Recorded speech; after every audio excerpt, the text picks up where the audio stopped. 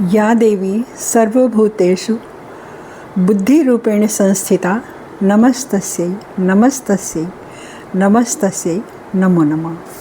नमस्कार, मैं शकुंतला मिश्रा स्वागत करती हूँ आप सबका अपने चैनल द नॉलेज ट्रेल पर।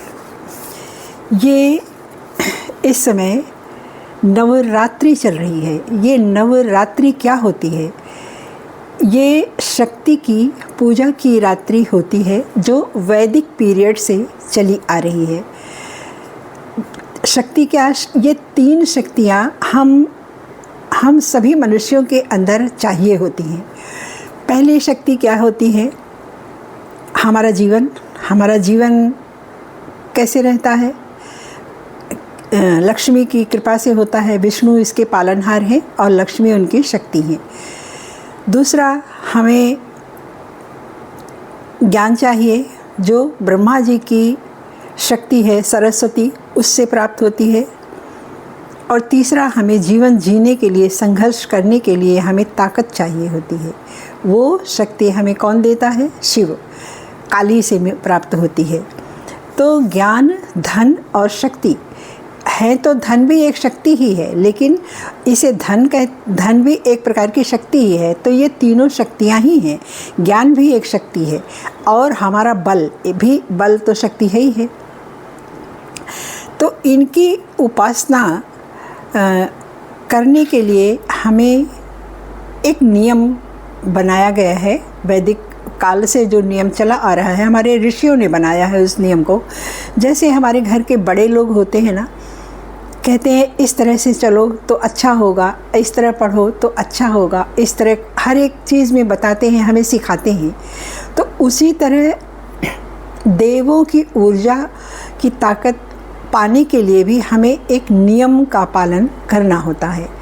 तो वो नियम क्या होता है? जैसे हमने अगर अपना कोई हमें कोई अपनी मनोकामना पूरी करनी है तो उसके नियम क्या हैं? हम उसके लिए एक संकल्प लेते हैं कि हाँ, मैं इसका पालन करूँगा। संकल्प क्या होता है कि मैं इसका पालन करूँगा। जैसे हमारे बड़े कहते हैं इसको करो, तो हमको लगता है, जीवन भर लगता है कि हाँ, हमें ये करना चाहिए। बस उसी तरह से, तो इसी तरह से हम भगवान से, माँ से या गॉड से एक प्रार्थना करते हैं कि हाँ, मैं इस संकल्प को करूँगा और आपकी कृपा मुझे चाहिए। संकल्प क्या होता है? हम हाथ में पूजा करने के लिए, जैसे मान लीजिए हमारे पास एक कोई कामना हमारी है जो हमें पूरी करनी है, हमारे बस में नहीं है, तो उसके लिए हम माँ से प्रार्थना करते हैं। हाथों में जल लेकर, जल में जीवन होता है, अक्षत कभी उसका क्षय नहीं होता।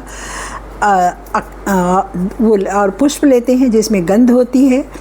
अग्नि, दीपक जलाते हैं। अग्नि शक्ति का वो भी एक साक्षी है, जीवंत साक्षी है।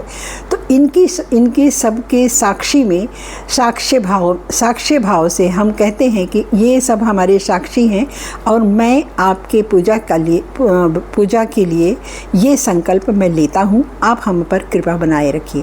तो उस जल को फिर हाथ में लेकर हम देवी माँ के चरणों में रख देते हैं कि मैंने ये संकल्प ले लिया है। और फिर उसी संकल्प के अनुसार हम रोज़ अपना जो भी हमारी कामना है, उसी हिसाब से हम एक पाठ चुनते हैं या एक मंत्र चुनते हैं या एक पूजा विधि चुनते हैं और उसको फिर हम रोज़ करते हैं। तो संकल्प लेने के लिए हमें कोई एक मंत्र चुनना चाहिए। अगर आपको चाहिए कि किस संकल्प के लिए कौन सा मंत्र लें, तो ये आप लोग हमें बताइएगा। हम इसका वीडियो फिर हम बनाएंगे कि कौन सी कामना के लिए कौन सा मंत्र और कितनी बार ये सब पढ़ना चाहिए। मैं आपको शास्त्रों से निकाल के लाऊंगी, इसमें मेरा कुछ अपना नहीं है, ये ऋषियों द्वारा बताया गया हुआ ज्ञान होगा। तो हमने संकल्प लिया और उसके बाद किसी एक मंत्र को जब चुनते हैं तो उसको 1 बार पढ़ें, 7 बार पढ़ें, 9 बार पढ़ें या 11 बार पढ़ें।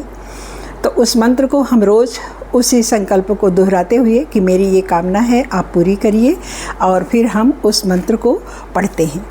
उतनी बार पढ़ते हैं, जितनी बार का मैंने संकल्प लिया है उतनी बार हम उस मंत्र को पढ़ते हैं। लेकिन आप जो मंत्र पढ़ते हैं उसमें ध्यान और भाव, ये दोनों चीज़ बहुत ज़रूरी होती है। एक और मज़े की बात आप सबको बताऊं, जब हम मान लीजिए हम बैठे हैं किसी संकल्प को लेकर, माँ की पूजा करने बैठे हैं, हमने जब मन में हमारे चल रहा है माँ का ओम दुम दुर्गाये नमः या नवार्ण मंत्र हमने लिया मान लीजिए, और हमारी चक्षु जो है, हमारा नेत्र जो है वो उसका ध्यान है शिव जी पर,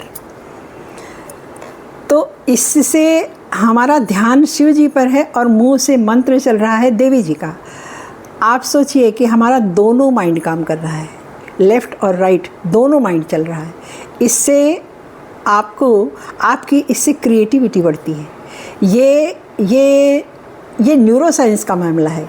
न्यूरोलॉजिस्ट भी ये कहते हैं कि अगर आप मल्टीपल वर्क जिसको कहते हैं वो चीज़ हो जाती है यहाँ पर। तो आप इस एक मंत्र से आप कितने सोचिए, आप मेडिटेशन भी कर सकते हैं इससे, त्राटक भी कर सकते हैं इससे, अपने दिमाग की एक्सरसाइज भी इससे कर सकते हैं, और कृपा तो आपको मिलती ही है, ध्यान आपका जाता ही है, ऊर्जा आपकी तरफ आती ही है।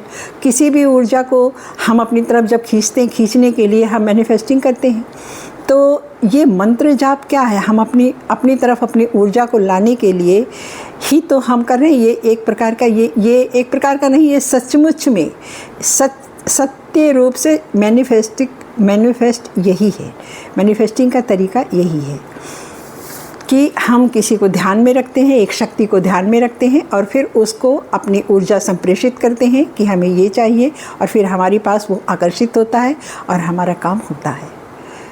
तो धन्यवाद। और आपको अगर चाहिए कि हाँ इसके आगे कुछ चाहिए, कुछ जानना हो, तो आप लोग कमेंट ज़रूर कीजिएगा, मैं बताऊंगी, शास्त्रों से लेकर बताऊंगी। धन्यवाद।